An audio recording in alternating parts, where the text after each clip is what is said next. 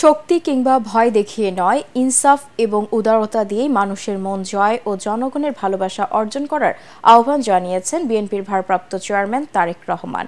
দলের ৪৬তম প্রতিষ্ঠা বার্ষিকী উপলক্ষে গণমাধ্যমে পাঠানো ভিডিও বার্তায় তিনি বলেন, বিএনপির পতাকা এখন শুধু দলীয় নয়, দেশ ও জনগণের স্বাধীনতা এবং অধিকার রক্ষার প্রতীকে পরিণত হয়েছে।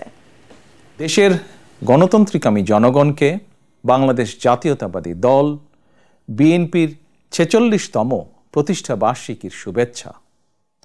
প্রতিষ্ঠার পর থেকে আজ পর্যন্ত রাষ্ট্র পরিচালনা কিংবা বিরোধী রাজনৈতিক দল হিসাবে দেশে গণতন্ত্র এবং মানুষের অধিকার প্রতিষ্ঠার প্রতিটি আন্দোলন সংগ্রামে বিএনপি দেশ এবং জনগণের স্বার্থ সমুন্নত রেখেছে।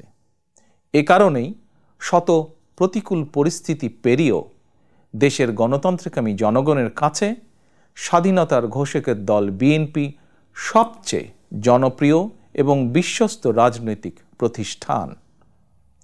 যাদের নেতৃত্বে, যাদের আত্মত্যাগে, যাদের শ্রম ঘাম মেধায় বিএনপি আজ সারা দেশে জনগণের কাছে বিশ্বস্ত প্রতিষ্ঠানে পরিণত হয়েছে, দলের প্রতিষ্ঠা বার্ষিকীর এই শুভ লগ্নে তাদের সবার অবদানকে আমি শ্রদ্ধার সঙ্গে স্মরণ করছি।